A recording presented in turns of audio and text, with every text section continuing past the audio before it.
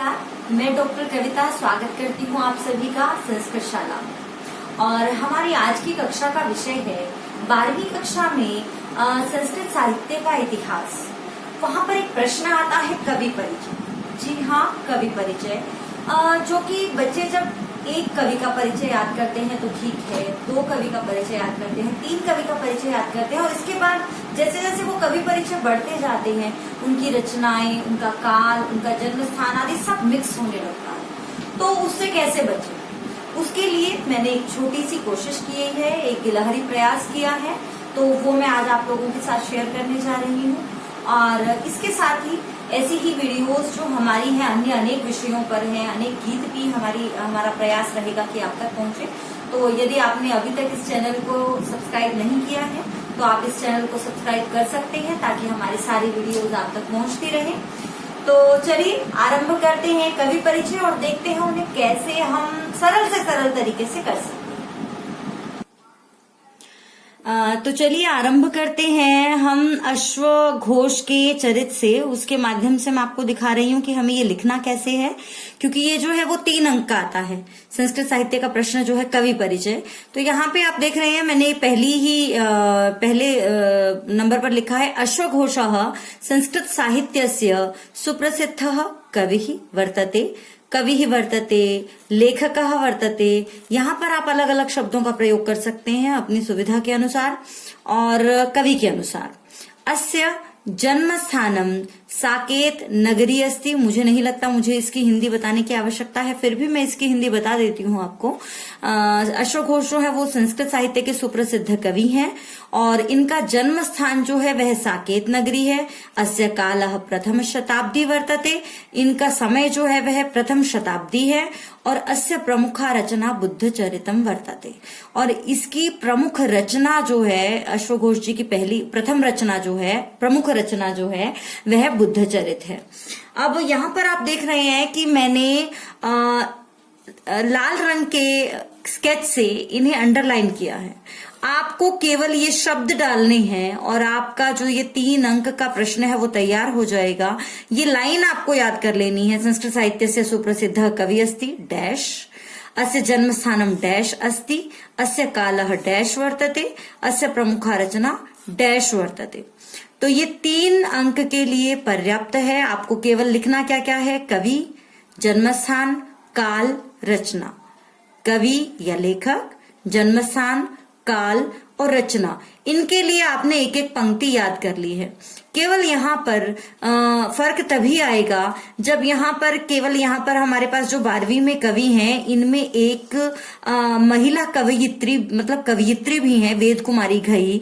जब वो आएंगी तो उनके लिए हमें यहाँ कवयित्री शब्द का प्रयोग करना है और यहाँ अस्याह, केवल इतना फर्क आएगा। केवल यहाँ अस्य के स्थान पर अस्याह हो जाएगा, अन्य कोई भी फर्क नहीं आएगा। तो ये तो हमने एक फॉर्मेट याद कर लिया और उस फॉर्मेट में हम किसी भी कवि का परिचय डालेंगे और हमारे पास एक कवि परिचय जो है वो तैयार हो जाएगा। अब अगली समस्या जो आती है, जैसा कि मैंने पहले ही बताया कि जब हमने अश्वघोष का याद किया कि अश्वघोष वो उनका जन्म हुआ था साकेत नगरी में, प्रथम शताब्दी उनका समय है, बुद्ध चरित उनकी रचना है। अब ये हमने याद किया, उसके बाद हमने कालिदास का याद किया, उसके बाद हमने भास का याद किया। अब जब 3-4 हो जाते हैं तो थोड़ा थोड़ा मिक्स होने लगता है, लेकिन जब ये कवि जो हैं वो 14 हो जाते हैं कवि परिचय हमारे दिमाग में, तो सब मिक्स होने लगता है। तो इसे मिक्स होने से कैसे बचाया जाए, उसके लिए एक छोटी सी टेक्निक हम लेकर आए हैं आपके पास। और आपके पास हो सकता है और भी बहुत सारी टेक्निक है। अगर आपके पास ऐसी कोई भी सरलतम तरीके से याद करने की कोई विधि है तो आप कमेंट बॉक्स में जरूर शेयर कीजिए। हम आपकी विधि को आपके नाम के साथ हमारे चैनल पर जरूर रखेंगे। तो चलिए पहले अब मैंने क्या किया है, मैंने इस कवि परिचय को, अब यहाँ पर तो हमने ये 4 लाइनें याद कर ली, हो गया काम। इन 4 लाइनों में आप नाम, स्थान आदि डालेंगे और आपका परिचय तैयार हो जाएगा। लेकिन वो नाम, स्थान और शताब्दी या जो भी समय और रचना आदि डालने के लिए ये रचना आदि हमें याद भी तो होनी चाहिए। दिक्कत ये होती है कि समय याद नहीं रहता, रचना याद नहीं रहती। तो उसके लिए हमने हर एक कवि के लिए एक लाइन बना ली है। बड़ा आसान सा काम है, एक लाइन स्वयं को याद करना, क्योंकि निरर्थक शब्दों की बजाय सार्थक शब्दों को याद करना, सार्थक पंक्ति को याद करना आसान होता है। तो हमने एक सार्थक पंक्ति बना दी है। चलिए देखते हैं एक उदाहरण के माध्यम से। अश्वघोष ने साकेत में पहली बार बुद्ध को देखा। हमने एक पंक्ति याद कर ली। जैसे ही आपके पास अश्वघोष आएगा या बुद्धचरित आएगा, रिक्त स्थानों में भी क्योंकि ये आएंगे आपके पास, तो जैसे ही बुद्धचरित आएगा तो आपको वो पंक्ति याद आ जाएगी। क्या? अश्वघोष ने साकेत में पहली बार बुद्ध को देखा। अब आप यहां देख रहे हैं कि मैंने 4 शब्दों को अंडरलाइन किया है। ये 4 शब्द जो हैं ये एक ही क्रम इनका नहीं बदला है। यहाँ जो देखने वाली बात है कि क्रम को नहीं बदला गया है।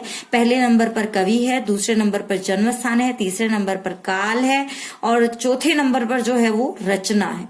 तो यहाँ पर अश्वघोष, कवि अश्वघोष, साकेत, साकेत नगरी उनका जन्म स्थान, प्रथम बार प्रथम शताब्दी है। प्रथम ये जो संख्या है वो हमेशा समय को दर्शा रही है, काल को दर्शा रही है। बुद्ध, अब बुद्ध से आपको बुद्धचरित बड़े आराम से याद आ जाएगा और आपको कहीं कोई दिक्कत नहीं होगी और इस तरीके से आप इस संस्कृत साहित्य में इसको भर सकते हैं। तो चलिए इसी तरीके से अगले कवियों की रचनाएं भी हम देख लेते हैं। कवियों का काल आदि हमने अश्वघोष का देखा और अब हम देखते हैं भास। महाकवि भास, महाकवि भास के जो जन्म स्थान है वो उज्जैनी है और 300 से 200 ईसा पूर्व इनका समय है। और प्रतिमा नाटक जो है इनका नाटक है। इन्होंने 13 नाटक लिखे थे जो कि त्रिवेंद्रम से प्राप्त हुए थे। और उसके लिए हमने एक वाक्य बना दिया है, आप देख रहे हैं, भास ने उज्जैनी में 300 प्रतिमा लगाई। एक वाक्य बन गया है सार्थक। सार्थक वाक्य को याद रखना अपेक्षाकृत आसान होता है, तो सरल रहेगा आप लोगों के लिए। भास ने उज्जैनी में 300 प्रतिमा लगाई। और उसके बाद हम इनके वैसे जो है प्रतिमा नाटक के अतिरिक्त स्वपन वासव दत्तम, चारु दत्तम इत्यादि 13 नाटक प्राप्त होते हैं। अब आते हैं महाकवि कालिदास पर। और महाकवि कालिदास जिन्हें कि इंडिया का शेक्सपियर कहा जाता है, लेकिन अगर हम भारतीय होने के नाते हम ये कहावत कहते हैं तो थोड़ा अलग होगा, क्योंकि ये इंडिया के शेक्सपियर नहीं है। जो शेक्सपियर जी हैं वो विदेश के कालिदास हैं, क्योंकि कालिदास जी उनसे बहुत पहले हुए हैं और उनसे बहुत अधिक महत्व रखते हैं। तो चलिए अगले वाक्य की तरफ बढ़ते हैं। कालिदास की उज्जैनी में प्रथम बार रघु आया। कालिदास की उज्जैनी में प्रथम बार रघु आया। यहां मैंने ईसा पूर्व ब्रैकेट में कर दिया है क्योंकि यहाँ प्रथम शताब्दी नहीं है, केवल ईसा पूर्व प्रथम शताब्दी है इसलिए। तो कालिदास लेखक हो गए, कवि हो गए, उज्जैनी उनका जन्म स्थान हो गया, प्रथम शताब्दी ईसा पूर्व प्रथम शताब्दी, और रघु यानी के रघुवंश। तो ये एक सार्थक वाक्य बन गया कि कालिदास की उज्जैनी में प्रथम बार रघु आया। अगले वाक्य की तरफ चलते हैं। नंबर 4 पर है व्यास। यहाँ व्यास जो है वो वेद व्यास नहीं, अंबिका दत्त व्यास हैं। व्यास ने जयपुर में 18-19 बार शिवराज को विजयी बनाया। अंबिका दत्त व्यास, जन्म स्थान जयपुर, और उनका जो काल है वो है 1858 से 1900। 1819 से आपको वो याद आ जाएगा, 1858 से 1900। और शिवराज विजय उनका जो काव्य है शिवराज विजय है। आगे चलते हैं। भर्तृहरि ने उज्जैनी में 6 शतक लगाए। बड़ा रोचक वाक्य है। भर्तृहरि ने उज्जैनी में 6 शतक लगाए। भर्तृहरि जो है वो कवि हैं और उज्जैनी उनका जन्म स्थान है और 6ठी शताब्दी उनका समय है। और शतक उनके 3 शतक मिलती हैं, श्रृंगार शतक, नीति शतक और वैराग्य शतक। कोई भी शतक आप यहाँ लिख सकते हैं उनकी रचना में। तो ये भर्तृहरि ने उज्जैनी में 6 शतक लगाए। उसके बाद आते हैं अगले लेखक पर, विल्हण पर। यहाँ मैं पाठ के नाम जो है वो हर एक कवि या लेखक के साथ पाठ के नाम नहीं बोल रही हूँ। केवल जो हमारे 12वीं की पुस्तक में पाठ लगे हुए हैं, जिन कवियों की पुस्तक से लिए गए हैं या जिन कवियों के श्लोक आदि उसमें आए हैं, ये सारे कवि यहाँ पर हैं, तो वो आप पाठ वहां से देख सकते हैं। विल्हण ने कश्मीर में 11 देवों के चरित सुनाई। विल्हण लेखक है, कश्मीर उनकी भूमि है, उनका स्थान है, और 11वीं शताब्दी में हुए हैं विल्हण। और देवों के चरित यानी कि देवचरित यानी कि विक्रमांक देवचरित, इनकी 3 रचनाएं मिलती हैं। विक्रमांक देवचरित, कर्ण सुंदरी, चौर पंचाशिका। आप तीनों में से कोई भी एक यहाँ पर लगा सकते हैं, अपने अनुसार भी कोई भी वाक्य बना सकते हैं। अगर आप कोई मजेदार वाक्य बनाते हैं इनके ऊपर, किसी के भी ऊपर, चाहे वो हमारे शिक्षक साथी हैं या हमारे प्यारे बच्चे हैं, जो भी इस पर अगर आप कोई और मजेदार रोचक वाक्य बनाते हैं या और कोई ट्रिक आपके पास है तो आप हमारे कमेंट बॉक्स में जरूर शेयर कीजिएगा। तो विल्हण, कश्मीर जन्मस्थान, 11वीं शताब्दी, विक्रमांक देव उनकी रचना। अगली लाइन की तरफ चलते हैं। विष्णु के अज्ञात 300 तंत्र, बड़ी रहस्यमयी सी पंक्ति लगती है ना। विष्णु के अज्ञात 300 तंत्र। विष्णु, ये जो विष्णु शर्मा जी हैं लेखक हो गए। अज्ञात यानी कि फिर वही हमारा क्रम वही चल रहा है। जन्मस्थान, जन्मस्थान इनका अज्ञात है। 300 ईसा पूर्व जो है वो इनका समय है। और तंत्र, और जो तंत्र है 300 ईस्वी शताब्दी जो है इनका समय है। और तंत्र से हम पंचतंत्र, पंचतंत्र इनकी रचना है। फिर से विष्णु शर्मा, जन्मस्थान अज्ञात, 300 ईस्वी शताब्दी है इनकी, और पंचतंत्र इनकी रचना है।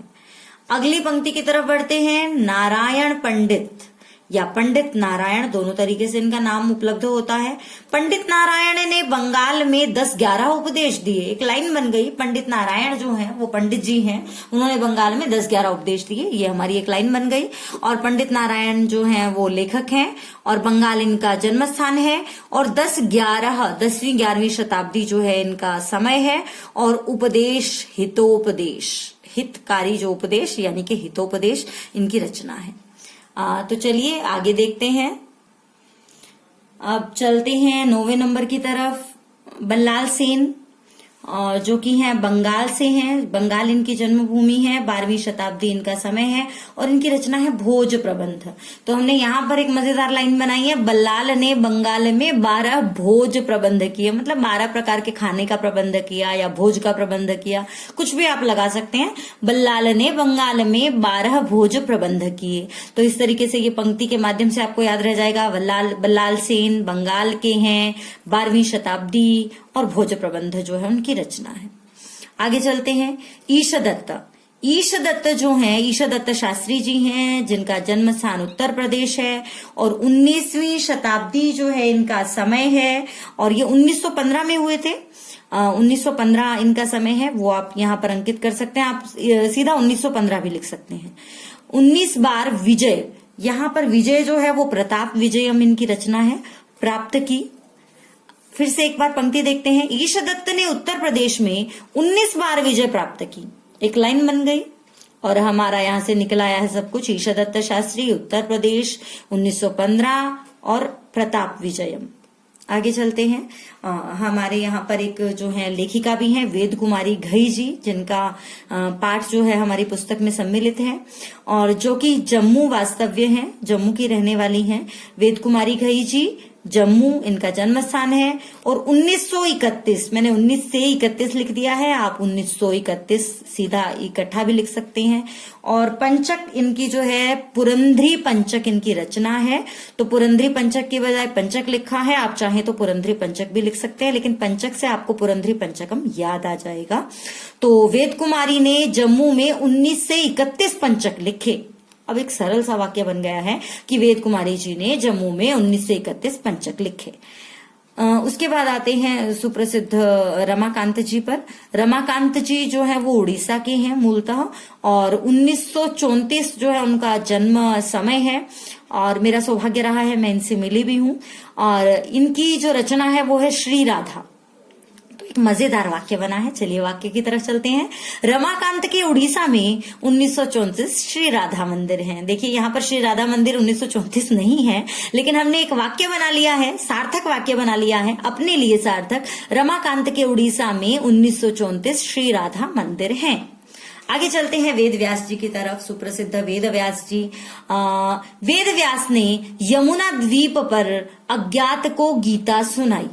देखिए, वेद व्यास जी, जिनका जन्म स्थान यमुना द्वीप, जिनके समय के विषय में ज्ञात नहीं है, जिनके काल के विषय में ज्ञात नहीं है, इसलिए अज्ञात। और गीता यानी कि श्रीमद् भगवत गीता, वैसे तो श्रीमद् भगवत गीता जो है वो श्री कृष्ण ने सुनाई थी, लेकिन भगवत गीता जो है वो महाभारत का एक हिस्सा है और महाभारत लिखी थी श्री वेद व्यास जी ने, तो ये वेद व्यास जी की ही रचना मानी जाती है। तो वेद व्यास ने यमुना द्वीप पर अज्ञात को गीता सुनाई, ये एक सार्थक वाक्य हो जाएगा आपके लिए। राजशेखर ने महाराष्ट्र में 10 काव्य लिखे। राजशेखर जी काव्य मीमांसा जिनकी रचना है, महाराष्ट्र के रहने वाले हैं, 10वीं शताब्दी इनका समय है और काव्य मीमांसा इनकी रचना। एक पंक्ति बन गई, राजशेखर ने महाराष्ट्र में 10 काव्य लिखे, यानी कि राजशेखर, महाराष्ट्र जन्म स्थान, 10वीं शताब्दी और काव्य यानी कि काव्य मीमांसा। इस तरीके से आप संस्कृत साहित्य के इतिहास को बड़ी सरलता से याद रख सकते हैं। या इसका एक और तरीका हो सकता है, आप कुछ निरर्थक शब्द भी बना सकते हैं, जैसे अश्वसा प्रथम चरित, भास उज्जतीन 2 प्रतिमा। मतलब आपका अपना तरीका है, जिस तरीके से आपको लगे कि ये याद रखने के लिए बेहतर होगा तो आप वो तरीका अपनाइए। मैंने आपके सामने एक तरीका प्रस्तुत किया है, अगर आपके पास कोई और तरीका है तो फिर से आप वो कमेंट बॉक्स में जरूर शेयर कीजिएगा, ताकि आपके साथ साथ औरों का भी भला हो सके। और ऐसी ही वीडियोस को देखने के लिए, ऐसी ही रोचक वीडियोस को देखने के लिए देखते रहिए हमारे चैनल संस्कृत शाला को। और आपको यदि हमारी विधि अच्छी लगी है तो इसे लाइक और शेयर जरूर कीजिएगा, अपने कमेंट से हमारा उत्साह बढ़ाइएगा। और इसके साथ साथ हम इसमें बहुत कुछ कर सकते हैं। हमारे बहुत सारे टीचर्स, हमारे बहुत सारे बच्चे ऐसे हैं जो मजेदार तरीके से चीजों को याद करते हैं। इसमें जैसे एक मजेदार गेम हो सकता है दमशिराज। दमशिराज बच्चों को बड़ा पसंदीदा जो गेम है बच्चों का, दमशिराज। इसमें जैसे आप किसी भी पार्ट का अभिनय करके दिखा सकते हैं और उस पार्ट के अभिनय से आपको उसके पहले उस पार्ट का नाम पहचानना है और फिर वो टीम जो है वो उस पार्ट से संबंधित सारी डिटेल बताएगी। जैसे अश्वघोष का अगर पार्ट है तो वो अश्वघोष के बारे में बताएगी, फिर साकेत नगरी, फिर प्रथम शताब्दी और बुद्ध चरित्र, ये सारी चीजें जो है वो बताएंगे। तो दमशिराज खेला जा सकता है और सार्थक को निरर्थक में, निरर्थक को सार्थक में बदलकर कोई गेम बनाया जा सकता है। और ऐसी कोई गेम भी अगर आपके पास है तो आप जरूर शेयर कीजिएगा। और ऐसी ये अभी संस्कृत साहित्य की हमारी पहली वीडियो है, आगे और वीडियोस आपके लिए लेकर आएंगे संस्कृत साहित्य से संबंधित, तो उसके लिए वेट कीजिएगा और देखते रहिएगा संस्कृत शाला। धन्यवाद।